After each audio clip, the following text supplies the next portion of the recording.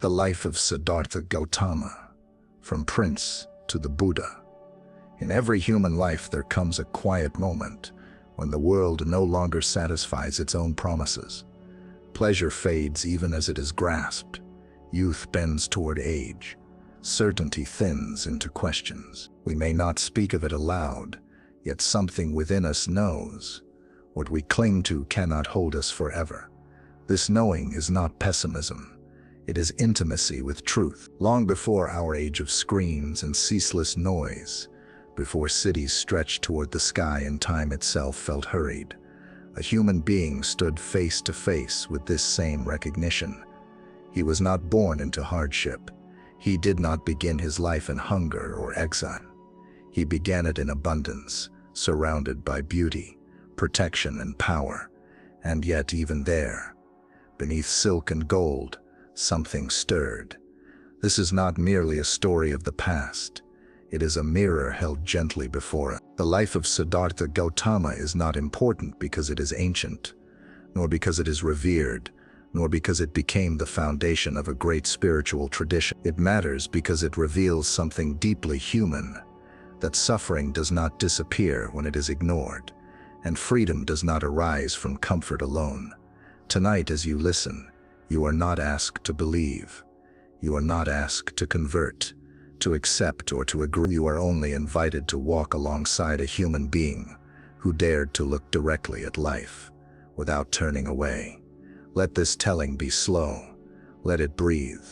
Imagine a fire burning steadily in the forest, not blazing, not fading, simply present.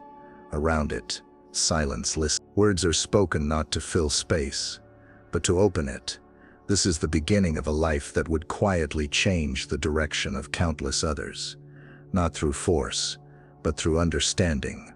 Siddhartha Gautama was born into a world carefully arranged to shield him from discomfort. His father, a ruler of the Shakya clan, believed deeply in protection, not merely of land or people, but of perception itself. If suffering could be hidden, perhaps it could be undone. If pain were kept at a distance, perhaps the heart would never ache. So the child grew among gardens where flowers were replaced before they wilted. Music followed him like a gentle companion. Faces around him were chosen for youth and beauty. Even words were filtered, so that decay, loss, and death never entered his hearing. The world presented to him was smooth, uninterrupted, and complete. Yet the human heart is not so easily convinced. Even as a boy, Siddhartha was known to pause. Where others rushed forward, he lingered. Where others celebrated conquest or play, he watched the movement of breath, the trembling of leaves, the quiet labor of the earth. There are stories softly preserved, of a child seated beneath a tree, not withdrawn but deeply present, not thinking, yet awake. This quality unsettled those around him, though they did not know why. His father interpreted stillness as fragility, reflection as risk, and so the effort to protect intensified. Siddhartha was trained in arts befitting a prince: leadership, combat, language, tradition. He excelled without strain. He was admired without question. And when the time came, he was married, given a palace of his own, surrounded by companionship and delight. From the outside, nothing was missing, but inside a subtle tension grew, not dissatisfaction in the ordinary sense, but a quiet dissonance between what was offered and what was true. The pleasures did not fail, they simply passed. The laughter did not deceive, it simply ended. Each moment arrived complete, then vanished. Siddhartha noticed. This noticing was not rejection, it was intimacy. He did not despise beauty, nor did he condemn joy. He simply saw their movement, and in seeing clearly he could not cling without unease. The human mind, when protected too thoroughly, becomes fragile in a different way. Shielded from reality, it begins to sense that something essential is being withheld. Like a window that has never been opened, it knows fresh air exists, even if it has never felt it. And so curiosity arose, not the restless curiosity of entertainment, but the steady pull of truth. One night, Siddhartha left the palace walls, not to rebel, not to escape responsibility, but to see, to look without orchestration, to meet life as it is, rather than as it is curated. What he encountered would change the course of his heart forever. He saw age, not as an idea, but as a body bent under its own years. Movement slowed. Skin told a story no ornament could erase. He saw illness, breath struggling, eyes clouded, strength failing despite will. He saw death, not poetic, not distant, but final and unmistakable. And then, he saw something else, a wandering ascetic, a human being with nothing to protect him from the world, yet carrying a calm that did not depend on circumstances. His eyes were clear, his steps were light. He was not escaping life. He was meeting it. These sights did not traumatize Siddhartha. They clarified him. What he realized in that moment was simple and devastating in its simplicity. Everything he loved was subject to loss. Everyone he cherished would age, sicken and die, including himself. No palace could negotiate with time. No power could command permanence. This realization did not lead to despair. It led to honesty. Back within the palace, the music sounded the same, but it no longer distracted. The gardens bloomed as before, but they now whispered of impermanence. Even the love he felt, genuine, tender, was touched by the awareness of fragility. To see clearly is not to love less, it is to love without illusion. Siddhartha began to ask questions that could not be silent, not philosophical riddles, but existential inquiries that rose from lived experience. Is there a way to live that does not depend on denial? Is there a freedom not vulnerable to decay? Is peace possible in a world that cannot stay still? These questions were not spoken aloud at first. They lived in the space between breaths, in the pauses before sleep, in the moments when laughter faded and silence returned. Eventually silence answered. One night, Siddhartha stood at the threshold between what he had been given and what he felt compelled to see. This moment has often been romanticized, dramatized as abandonment or heroic renunciation, but at its heart, it was quieter than that. It was the moment a human being chooses truth over comfort, not out of rejection, but out of love for what is real. He looked upon his sleeping family, not with detachment, but with tenderness. He did not leave because he did not care. He left because he cared too deeply to remain asleep. To walk away from privilege is not noble in itself. To walk toward understanding, however, demands courage of a rare kind. Siddhartha removed the symbols of his status, not as an act of defiance, but as a gesture of simplicity. He stepped into the unknown without certainty of success, without guarantee of insight. He carried no doctrine, no plan, no promise of enlightenment. He carried only a question, and the willingness to stay with it. This is where his true life began, not as a prince, not yet as the Buddha, but as a seeker stripped of narrative, a human being meeting suffering not as an enemy, but as a teacher, not rushing to answers, but listening deeply enough that answers might one day arise. In this, Siddhartha mirrors something timeless, because each of us, in our own way, stands at such threshold moments when distraction no longer works, when success feels hollow, when grief opens a crack in the world we thought was solid. We may not leave our homes or shave our heads or walk into forests, but inwardly something steps forward and asks, is there more honesty available than this? The path does not begin with enlightenment. It begins with sincerity. And Siddhartha, now walking barefoot beneath open sky, had finally chosen to be sincere with life, whatever it might reveal. The forest does not welcome with ceremony. It does not ask who you were or why you have come. It receives without preference, offering shelter and danger in equal measure. For Siddhartha, stepping into this world was not an escape from society, but an immersion into reality stripped of ornament. Here, hunger spoke plainly. Heat and cold made no exception. Time slowed, not because it was kinder, but because there was nowhere else to go. At first, Siddhartha sought teachers. This was natural. When the mind awakens to a question larger than itself, it looks for those who seem to have walked ahead. He learned quickly, absorbing meditative states that brought deep stillness and refined concentration. His teachers recognized his capacity. Some invited him to remain, to teach alongside them, to inherit their communities. But something within him hesitated. These states were peaceful, luminous even. The mind could become vast, free from coarse suffering. And yet when the meditation ended,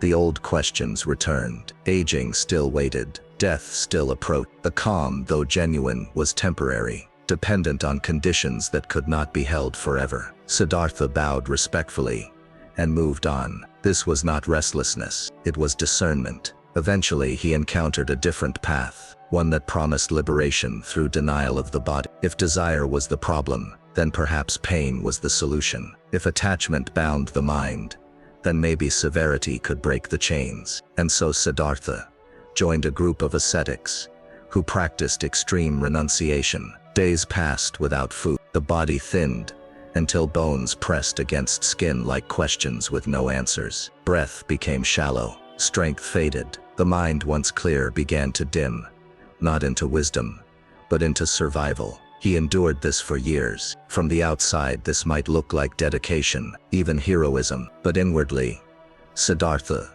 observed carefully, and what he saw was unmistakable. The mind weakened as the body weakened. Insight did not deepen, it narrowed. Compassion did not grow, it struggled to breathe. One day, standing near the edge of collapse, Siddhartha touched a simple truth, not as philosophy, but as direct knowing. Liberation could not be found in indulgence, nor in self-torment. Both were forms of attachment. Both centered the self in different disguise. In that moment he let go, not of effort, but of extremes. He accepted nourishment. His companions, misunderstanding this quiet shift, believed he had failed. They left him behind, convinced that comfort had corrupted his resolve. But Siddhartha was not returning to luxury. He was returning to balance. This was the birth of something subtle and revolutionary, the recognition that wisdom arises not through force, but through harmony, that clarity depends on care, that the body is not an enemy to be conquered,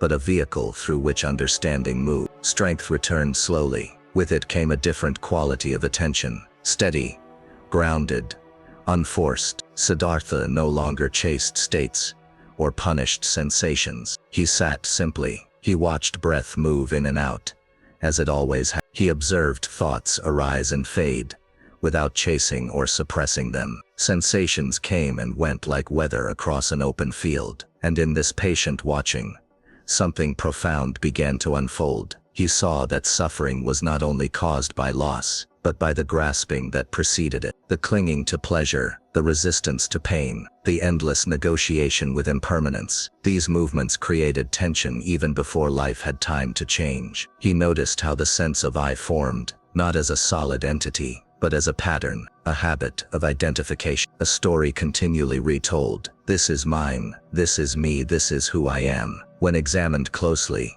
this story dissolved into sensations, memories, reactions, none of which stayed long enough to be owned. This insight did not arrive as thunder, it arrived as clarity. Night after night Siddhartha remained seated beneath a tree, unmoving, not because of discipline, but because nothing needed to be chased. The world offered itself moment by moment. He met it with presence. Doubt arose, fear arose, desire arose. He did not banish them. He recognized them. In recognition they lost their authority. They became visitors rather than rulers. This was the long night, not of struggle, but of deep seeing. As dawn approached, the final threads loosened. The mind, no longer grasping at permanence, no longer fleeing from change, rested in a freedom that did not depend on conditions. Suffering was understood, not intellectually, but structurally. Its causes were seen, its cessation was known. There was no celebration, no proclamation to the heavens, only stillness,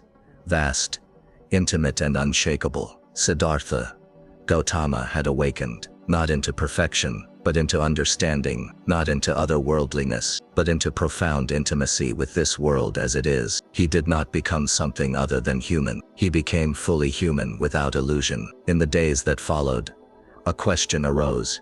Should this be shared? Understanding can be solitary. Words can distort. Others may not hear what is meant. For a time he remained silent, content in the simplicity of walking, eating, resting, breathing. But compassion, when unobstructed, moves naturally outward. He began to speak, not as a savior, not as a ruler of truth, but as a guide pointing to a path others could walk for themselves. And so the one who had been a prince, and then a seeker, became known as the Buddha, the one who is awake, not because he escaped the world, but because he saw it clearly, and in that clarity, suffering lost its inevitability. Awakening does not remove a person from the world, it returns them to it, gently, unmistakably changed. After the long night beneath the tree, the Buddha did not rise with declarations or demands. He stood, stretched his limbs and walked. The earth felt the same beneath his feet. The sky did not part. Birds continued their call, and yet something fundamental had shifted. The world no longer pressed inward as a problem to be solved, nor did it beckon outward as a temptation to be chased. It simply appeared,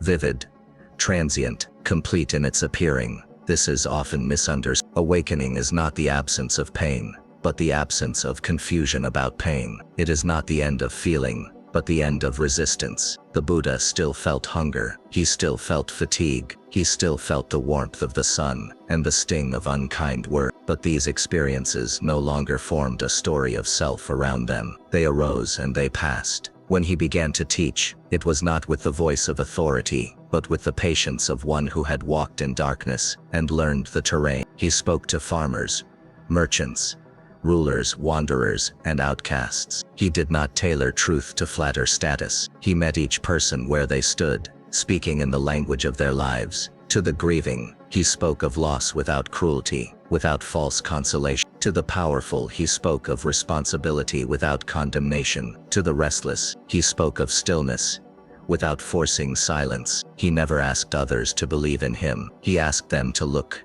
carefully, honestly, at their own experience. Some listened, some did not. He remained unmoved by both outcomes. As the community around him grew, it did not gather around a personality, but around a practice. Those who walked with him were not promised transcendence. They were invited into attention, into ethical care, into seeing clearly how actions shape the heart, and how the heart shapes the world. The Buddha emphasized simplicity, not as austerity, but as freedom from excess. When life is cluttered with craving, clarity cannot breathe. When attention is scattered, wisdom becomes faint. But when one learns to rest with what is, something opens naturally. He taught the art of sitting without fleeing, of breathing without manipulation, of noticing thoughts without believing them. He taught how to speak truthfully, without cruelty, how to act without grasping for reward, how to live without turning away from suffering. And always, compassion stood at the center, not as sentiment,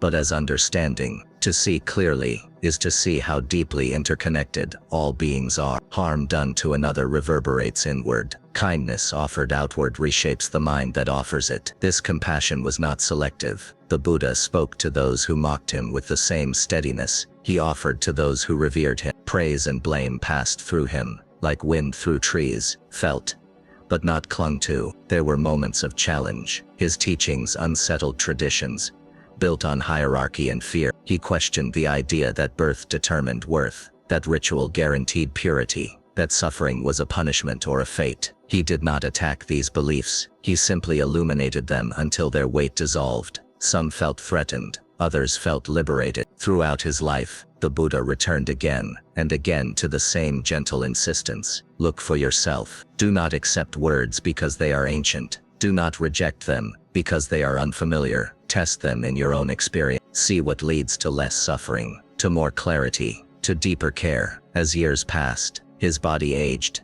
as all bodies do. The calm that radiated from him was not the stillness of stone, but the softness of something that no longer resists change. He grew ill, he grew tired, and yet his presence remained unshaken, not because he denied impermanence, but because he was intimate with it. When the time came for his death, it was neither tragic nor triumphant. It was simply the completion of a life lived away. Surrounded by those who had walked with him, he spoke gently, not of himself, but of the path, of diligence, of care, of remembering that all conditioned things pass. There was no sense of departure into somewhere else, only the quiet cessation of breath. and the deep stillness that follows. But the Buddha did not disappear. He remained in the lives transformed by his presence, in the minds that learned to pause, in the hearts that softened toward suffering, rather than hardening against it. He remained in the simple act of noticing a breath, of choosing kindness, of releasing a grasp that causes harm. And he remains now, not as a figure to worship,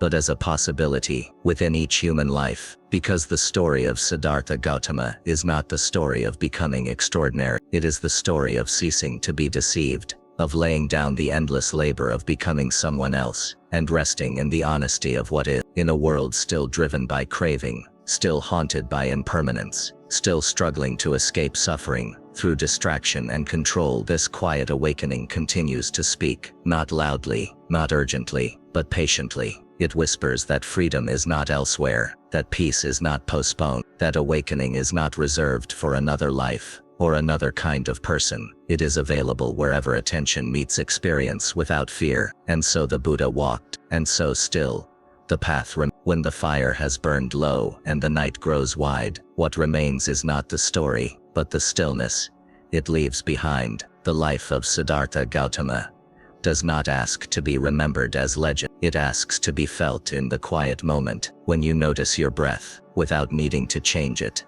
in the instant you release a thought that was tightening your chest, in the gentle recognition that this life, just as it is already teaching you. He did not offer escape from the world, but intimacy with it. He did not promise certainty, but clarity, and he did not claim authority over suffering. He revealed how it loosens when it is understood. In our time, the noise is louder, the distractions are endless. We are trained to outrun discomfort, to bury grief beneath entertainment, to mistake constant motion for meaning. Yet the same truth waits patiently, as it always has. Aging still arrives, loss still touches every heart, and peace still cannot be found where it is demanded. The Buddha's life reminds us that awakening is not dramatic, it is not rare, it is the natural result of seeing clearly, caring deeply, and refusing to turn away from what is real. If something in this telling has resonated, not as belief, but as recognition,